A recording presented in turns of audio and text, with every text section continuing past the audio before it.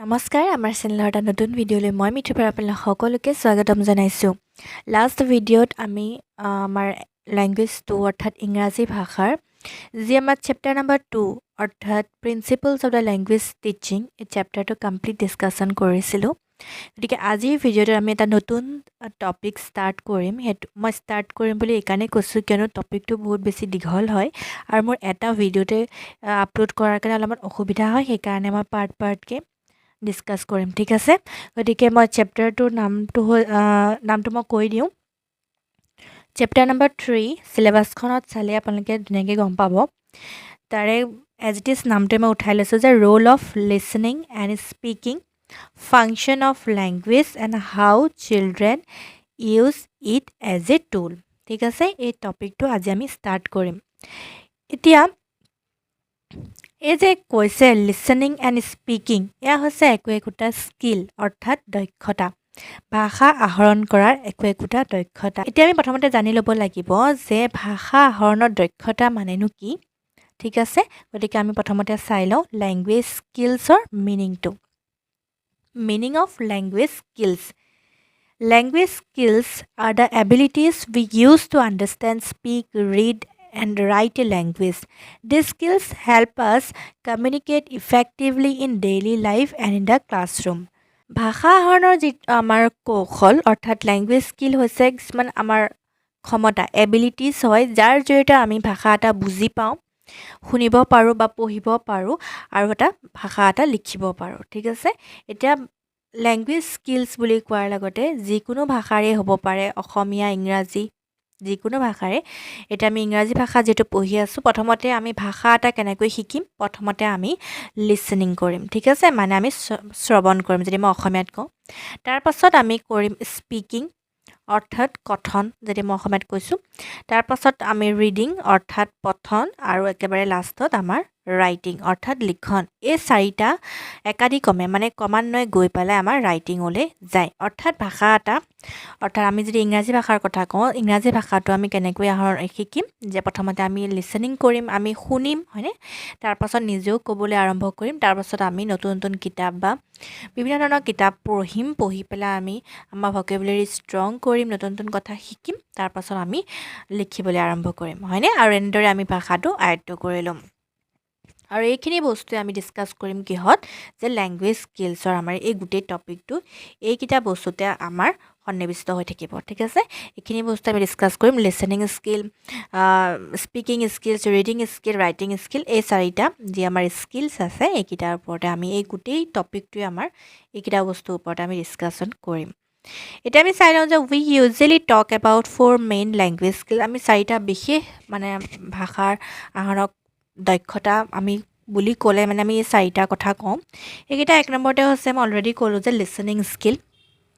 অৰ্থাৎ অসমীয়াত ক'লে শ্ৰৱণ দক্ষতা। The ability to hear and understand spoken language. A child first learns by listening, it helps in understanding sounds, words, tone and the meaning. এতিয়া listening বুলি কোৱাৰ লগে লগে কিবা এটা কথা শুনা, অকল শুনিলেই নহ'ব, সেই বস্তু তাৰ অৰ্থটো বুজি পাব লাগিব, তেতিয়াহে আচল অৰ্থত লিচনিং হোৱা বুলি কোৱা হ'ব, ঠিক আছে। এতিয়া শিশুৰ কাৰণে লিচনিং বহুত বেছি ইম্পৰ্টেণ্ট, কিয়নো যেতিয়া এজন বক্তাই কথা কৈ থাকিব আৰু শিশুটিয়ে শুনি থাকিব, তেতিয়া শুনাৰ মাধ্যমেৰে কি হ'ব, এই যে বিভিন্ন ধৰণৰ শব্দবিলাকৰ ৱৰ্ডছ বা তেওঁ সেই প্ৰনাউন্সিয়েশ্যনসমূহ কি কৰিব পাৰিব, শিশুটিয়ে অনুকৰণ কৰি থাকিব, ঠিক আছে। আৰু পিছৰ পৰ্যায়ৰ শিশুসকলে কি কৰিব, তেনেধৰণে উচ্চাৰণ কৰিব, হয়নে। গতিকে শ্ৰৱণ, শিশুসকলৰ আগত কথা কওঁতে সদায় সাৱধান হ'ব লাগে, তেওঁলোকক সদায় শুদ্ধ উচ্চাৰণ, প্ৰনাউন্সিয়েশ্যনৰ ওপৰত বা যিকোনো ধৰণৰ শব্দ কোৱাৰ ক্ষেত্ৰত আমি বহুত বেছি মানে কনচিয়াছ হোৱা দৰকাৰ, কিয়নো তেওঁলোকে আমাক অনুকৰণ কৰে, তেওঁলোকৰ শ্ৰৱণ যিটো দক্ষতা সেইটো বস্তু আৰম্ভ হয়, সেইকাৰণে তেওঁলোকৰ আগত কথা কওঁতে সদায় সাৱধান হ'ব লাগে, সদায় শুদ্ধ প্ৰনাউন্সিয়েশ্যন কৰিব লাগে। উদাহৰণস্বৰূপে, when a teacher reads a story and students understand it, they are using listening skill. এতিয়া শিক্ষক এজনে যেতিয়া সাধু এটা পঢ়াই গৈ থাকে বা কৈ গৈ থাকে, যিয়ে নহওক, তেতিয়া শিশুৱে কি হয়, সেইটো শুনি গৈ থাকে, সাধুটো শুনি গৈ থাকে, তাৰ জৰিয়তে শিশুসকলৰ কি হয়, শ্ৰৱণ যিটো দক্ষতা সেইটো বিকাশ হয়। ঠিক আছে শুনি গৈ থাকে আৰু লগতে বুজিও যাব লাগিব তেতিয়াহে আচলতে ৰিয়েল অৰ্থত কি হ'ব আমাৰ শ্ৰৱণ হ'ব অকল শুনি যোৱাটোৱে নহয় তাক আণ্ডাৰষ্টেণ্ড কৰিব পাৰিব লাগিব তাকহে আমাৰ সঁচা অৰ্থত লিসনিং স্কিল ডেভেলপ হোৱা বুলি কোৱা হ'ব 2 নম্বৰ আমাৰ যিটো স্কিল এটো আছে স্পিকিং স্কিল মানে হৈছে কি কথা কোৱা ঠিক আছে the ability to express thoughts ideas and feelings through speech আমাৰ স্পিচৰ মাধ্যমেৰে আমি কি কৰোঁ আমাৰ মনৰ ভাৱ আমাৰ চিন্তা ভাৱনা ফিলিংস আমি কি কৰোঁ কথাৰ মাজেৰে কি কৰোঁ প্ৰকাশ কৰোঁ হয়নে তাক সেই যিটো প্ৰকাশ কৰিলোঁ তাত আমাৰ কি স্কিল সোমাই আছে স্পিকিং স্কিল ঠিক আছে কথন কৌশল It helps children communicate confidently and correctly. আৰু আমাৰ কথন কৌশলটো থকাৰ কাৰণে আমি কি কৰিব পাৰোঁ আন মানুহৰ লগত কমিউনিকেট কৰিব পাৰোঁ হয়নে উদাহৰণস্বৰূপে students discuss their hobbies in the class এতিয়া যদি এটা গ্ৰুপত যদি ডিছকাশ্যন হৈ থাকে চবে যদি নিজৰ হবিজসমূহ কৈ থাকে মানে কি কৌশল ব্যৱহাৰ কৰিছে স্পিকিং কৌশল হয়নে স্পিকিং স্কিল 3 নম্বৰ যিটো স্কিল আমাৰ সেইটো আছে reading skill the ability to read written words and understand their meaning এতিয়া ৰিডিং বুলি কোৱাৰ লগে লগে অৰ্থাৎ অসমীয়াত ক'লে পঠন দক্ষতা হা মই অসমীয়াত লিখি দিছোঁ পঠন দক্ষতা ঠিক আছে পঠন দক্ষতা তাক আমাৰ ৰিডিং স্কিল এতিয়া ৰিডিং স্কিল বুলি কোৱাৰ লগে লগে কি হ'ব যে লিখিত কিবা এটা টোকা পঢ়িছে কিন্তু তাৰ অৰ্থটো বুজি পোৱা নাই ঠিক আছে কিন্তু সেইটোৱে কি নবুজাব সঁচা অৰ্থত ৰিয়েল অৰ্থত কি নবুজাব যে ৰিডিং হৈছে বুলি নবুজায় ঠিক আছে মানে যিখিনি পঢ়িছে ন সেইখিনি বস্তুৰ কি বুজাইছে কি মিনিং সেইখিনি বস্তু তাৰ মিনিংটো কি কৰিব লাগিব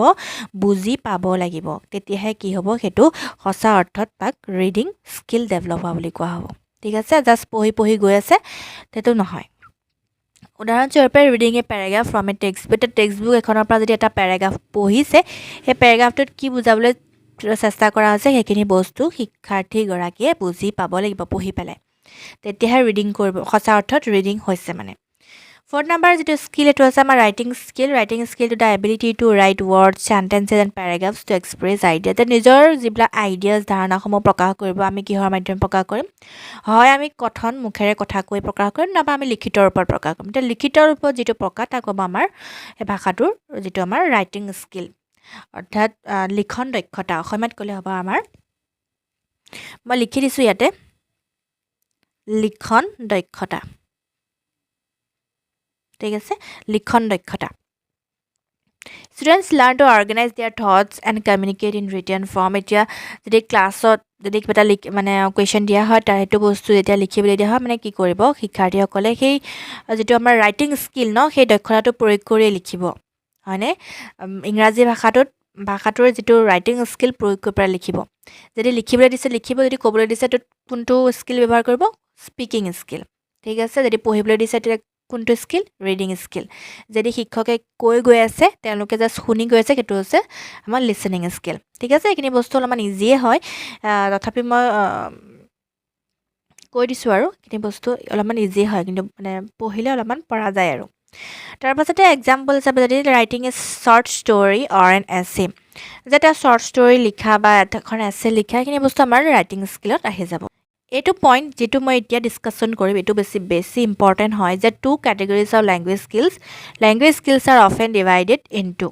এইটো বস্তু বহুত বেছি ইম্পৰ্টেণ্ট হয় ইয়াৰ পৰা কুৱেশ্যনছ CTET আহে হা এতিয়া মই কৈ আছোঁ কি কেনেকুৱা ধৰণৰ কুৱেশ্যনছ বা কেনেকুৱা ধৰণৰ কি বস্তুটো যে receptive skills and productive skills দুটা স্কিলছৰ আকৌ এটা কেটেগৰাইজ কৰা হৈছে হা এটা ৰিচেপ্টিভ স্কিলছ আমাৰ চাৰিটা আমি কি পালোঁ প্ৰথম কথা হ'ল আমাৰ লিসেনিং স্কিল তাৰপাছত স্পিকিং স্কিল তাৰপাছত আমাৰ 3rd নম্বৰ ৰিডিং স্কিল তাৰপাছত আমাৰ ৰাইটিং স্কিল এই চাৰিটা আমি স্কিল অলৰেডি ডিসকাশন কৰিলোঁ ঠিক আছে এতিয়া মই এইখিনি অকণমান মুছি লওঁ দেই এতিয়া আমি চাই লওঁ যে ৰিচেপ্টিভ স্কিলছৰ কথা চাই লওঁ যে this involves receiving and understanding language এতিয়া ৰিচেপ্টিভ আমাৰ যেটো আমাৰ শব্দটোতে আহিছে যে আমি ৰিসিভ কৰিছো কিবা এটা যেটো বস্তু আমি ৰিসিভ কৰিছো আৰু বুজি উঠিছো হেতু সেই স্কিল কিটা হ'ব আমাৰ কি ৰিসেপ্টিভ স্কিলছ এতিয়া এই চাৰিটা যে স্কিলছ আছে আমাৰ এই চাৰিটা স্কিলছৰ ভিতৰত কোনটো স্কিলছ আমাৰ আমি ৰিসিভ কৰিছো কোনবা যেন বেলেগ এজন ব্যক্তি আমাক কৈছে আৰু আমি কি কৰিছো ৰিসিভ কৰিছো লিসেনিং স্কিলটোত কি হয় এজন বক্তাই কথাটো কয় আৰু আমি কি কৰো হেখিনি বস্তু শুনি যাও অৰ্থাৎ আমি কি কৰিছো ৰিসিভ কৰিছো ঠিক আছে কিন্তু স্পিকিং স্কিলটোত জানো ৰিসিভ কৰা হয় নহয় স্পিকিং স্কিলত কি হ'ব আমি নিজে কি কৰো কথা এটা কওঁ বা আমাৰ আইডিয়াছখিনি আমি আনৰ আগত প্ৰকাশ কৰো হয়নে গতিকে মই তাত কি কৰিছো মোৰ প্ৰডাকশনটো দেখাইছো হয়নে ইয়াত স্পিকিং স্কিলত কিন্তু মই কোনো ধৰণৰ বস্তু আনে দিয়া বস্তু ৰিসিভ কৰা নাই তাত মোৰ নিজৰ ক্ৰিয়েটিভিটি বা মোৰ নিজৰ প্ৰডাকশনখিনি মই শ্ব' কৰিছো ঠিক আছে কিন্তু ৰিডিং স্কিলত কি হয় কিবা এটা আমাৰ পেৰাগ্ৰাফ আছে সেই পেৰাগ্ৰাফটো মই চাই পেলাই কি কৰিছো পঢ়িছো হয়নে পঢ়ি গৈছো এই পঢ়ি যোৱা মানে কি মই জাস্ট ৰিসিভ কৰিছো হয়নে ৰিসিভ কৰিছো মানে কেনেকুৱা ধৰণৰ যেটো পেৰাগ্ৰাফ লিখা আছে সেই বস্তুটো জাস্ট মই পঢ়ি গৈছো তাত মোৰ কিবা ক্ৰিয়েটিভিটি আছে নে মোৰ কিবা প্ৰডাকশন আছে নে মোৰ ফালৰ পৰা নাই জাস্ট যিখিনি বস্তু লিখা আছে সেইখিনি বস্তু জাস্ট মই ৰিসিভ কৰি মই জাস্ট পঢ়ি গৈছো সেই কাৰণে আমাৰ ৰিডিং স্কিলটো আমাৰ কি হ'ব আমাৰ ৰিসেপ্টিভ স্কিলত আহি যাব ঠিক আছে তাৰ পাছতে আমাৰ আহিল লাষ্টত ৰাইটিং স্কিল তে ৰাইটিং স্কিলছত কি হ'ব আমি আমাৰ আইডিয়াছখিনি আমাৰ থটছখিনি আমি ৰিটেন ফৰ্মত কি কৰো হেখিনি বস্তু আমি প্ৰকাশ কৰো হয়নে ৰিটেন ফৰ্মত যেতিয়া প্ৰকাশ কৰি মই মোৰ নিজৰ প্ৰডাকশনখিনি তাত মই লিখিম মানে মোৰ নিজৰ ক্ৰিয়েটিভিটিখিনি থাকিব এটা ৰাইটিং যে মোক কুৱেশ্যন এটা দিয়ে মোক পৰীক্ষা হলত সেই কুৱেশ্যনটো মই কি কৰিম নিজৰ মনৰ পৰা লিখিম মানে মই কি কৰিছো এটা মোৰ নিজৰ ক্ৰিয়েটিভিটি মোৰ নিজৰ প্ৰডাকশনখিনি মই ৰিটেন ফৰ্মত বস্তুখিনি লিখিছো গতিকে আমাৰ যেটো ৰাইটিং স্কিল একিটা হৈছে আমাৰ প্ৰডাক্টিভ স্কিলছ আৰু যেটো আমাৰ লিসেনিং স্কিল এণ্ড আমাৰ ৰিডিং স্কিল একিটা হৈছে আমাৰ ৰিসেপ্টিভ স্কিলছ ঠিক আছে এখিনি মই অলপমান ক্লিয়াৰ কৰি লিখি দিওঁ আমি গম পালো যে যিখিনি আমাৰ ৰিসেপ্টিভ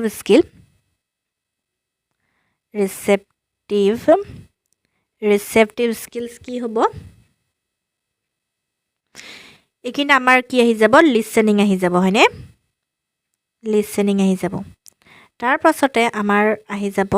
আমাৰ ৰিডিং য'ত আমি কিবা এটা বস্তু জাস্ট পঢ়ি গৈ আছো তাত আমাৰ কোনো ধৰণৰ প্ৰডাক্টিভিটি শ্ব' হোৱা নাই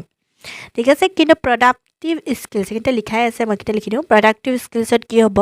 আমি যিখিনি কথা মনৰ ভাৱ সেইখিনি আমি প্ৰকাশ কৰিছো অৰ্থাৎ আমাৰ স্পিকিং স্কিলছখিনি প্ৰকাশ পাব হয়নে তাৰ পাছতে আমাৰ যেটো আমাৰ ৰিটেন ফৰ্মত আমি কিবা এটা বস্তু পঢ়িলো শিকিলো বুজিলো আৰু এখিনি বস্তু আমি ৰিটেন ফৰ্মত আমি লিখি শ্ব' কৰিলো প্ৰকাশ কৰিলো হেখিনি হেতুৰ স্কিল কি হ'ব আমাৰ তাত আমাৰ প্ৰডাক্টিভিটি আমাৰ ক্ৰিয়েটিভিটি তাত প্ৰকাশ পাইছে গতিকে হেতু হ'ব আমাৰ প্ৰডাক্টিভ স্কিলছ ঠিক আছে ৰাইটিং স্কিলছটো আমাৰ কিহত আহি যাব প্ৰডাক্টিভ স্কিলছত আহি যাব আজিৰ ভিডিঅ'ত আমি বিশেষকৈ ডিসকাস কৰিলো মিনিং অফ ল্যাঙ্গুৱেজ স্কিলছ আৰু ল্যাঙ্গুৱেজ স্কিলছ আসলে কেইটা আছে কি আমি গোটেইখিনি ডিসকাস কৰিলো listening skill speaking skill reading skill writing skill গোটেইটা ডিসকাস কৰিলো আৰু দুটা ক্যাটাগৰিজ যেটা ভাগ কৰা আছে প্ৰডাক্টিভ স্কিলছ ৰিসেপ্টিভ স্কিলছ হেখিনি বস্তু আমি ধুনীয়াকৈ ডিসকাশন কৰিলো গতিকে ইয়াৰে পিছৰ ভিডিঅ'টোত আমি বিশেষকৈ আমাৰ ৰোলছ অফ আমাৰ যিখিনি আছে now role of listening and speaking skill এখিনি বস্তু আমি ডিটেইলছত ডিসকাশন কৰিম গতিকে তাৰ পিছৰ ভিডিঅ'ত আকৌ আমাৰ ল্যাঙ্গুৱেজ ফাংচনছ অফ ল্যাঙ্গুৱেজ থাকিব তাৰপিছতে চিলড্ৰেনে কেনেকৈ ইউজ কৰে ভাষা এটা কেনেকৈ টুল হিচাপে ইউজ কৰে এখিনি বস্তু আমি ধুনীয়াকৈ ষ্টেপ বাই ষ্টেপ ডিসকাশন কৰি গৈ থাকিম গতিকে আজিৰ ভিডিঅ'টোত মাত্ৰ ইমানখিনি আকৌ লগ পাম এটি নতুন ভিডিঅ'ৰ সৈতে তেতিয়ালৈকে সকলো ভালে থাকক সুস্থ থাকক ধন্যবাদ